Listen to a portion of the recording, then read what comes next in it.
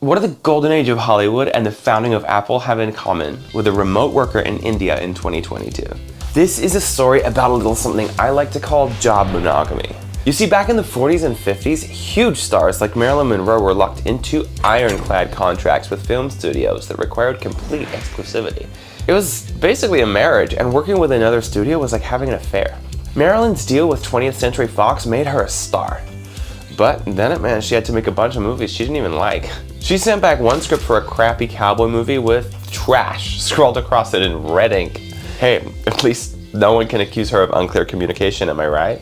Eventually, an antitrust lawsuit forced the movie studios to shake up their model, and these days famous actors can make movies with any studio they like. Can you even imagine if someone like Will Smith was forced to make a crappy cowboy movie or something? Oh wait. Anyway, 20 years later, a young Steve Jobs convinced a young Steve Wozniak that his idea for a personal computer was smart enough to start a new company. You've probably heard of it, but the part you may not have heard is that at the time, Wozniak actually worked at HP, aka one of the most powerful tech companies in the world, and a clear conflict of interest for his new side hustle. But it turns out Woz actually pitched HP on his ideas first, but they said no because they were in the calculator game and they just couldn't imagine a world where regular people would ever need or want to own a personal computer. So Woz still worked at HP when he and Jobs famously started Apple in that garage in 1975. And now, of course, every founder dreams that their side hustle might explode into a billion-dollar unicorn empire, and for Woz, that's exactly what happened. But what if it hadn't? And how do these stories connect back to you right now in the present day? You're watching Out of Office, the show where every week we find a super interesting story or two about remote work and then explore big questions about the future in just a few minutes. Okay, back to job monogamy. This has become a huge topic lately in India, where apparently 65% of tech workers know someone who's moonlighting two jobs. But it's mainly news because of this guy. Rishad Premji is the chairman of Wipro, a tech and consulting firm which fired 300 workers a couple of weeks ago for taking second jobs with rival companies. Just look at this tweet he sent out. Whew, he's got Marilyn Monroe's way with words. Now, this has started a war with two sides. One side says a job is like a marriage, and a side hustle is a complete violation of integrity in its deepest form. Those are Premji's actual words, by the way. The other side, most prominently this guy, think it's great.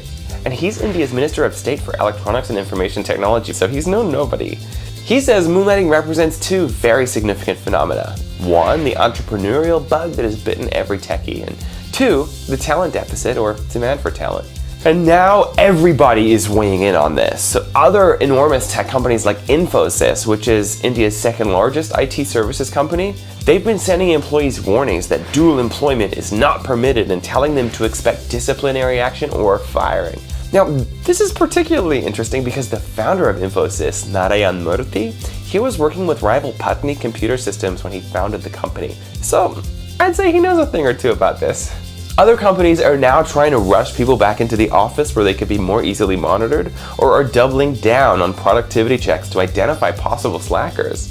Pradeep Gopi, an HR expert, summed up the reasons why best, saying the concern is that moonlighting leads to company resources being used to advance a competitor's business, or employees becoming distracted and losing focus. And perhaps this stems from like a generational divide, given that younger people do tend to stay in their jobs for less time, and we're increasingly seeing full-time jobs reduced down to short-term gigs, from Uber driving to Airbnb hosting.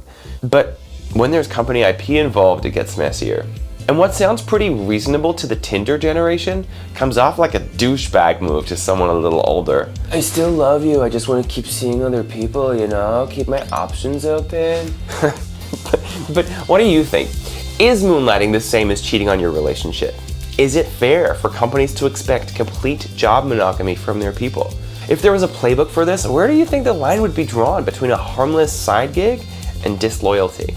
Should it be a hard line like it was for Marilyn Monroe, or more like an open relationship? Pop off in those comments. I'm Andrew Allen, and I'll see you next week because the future of work is out of office.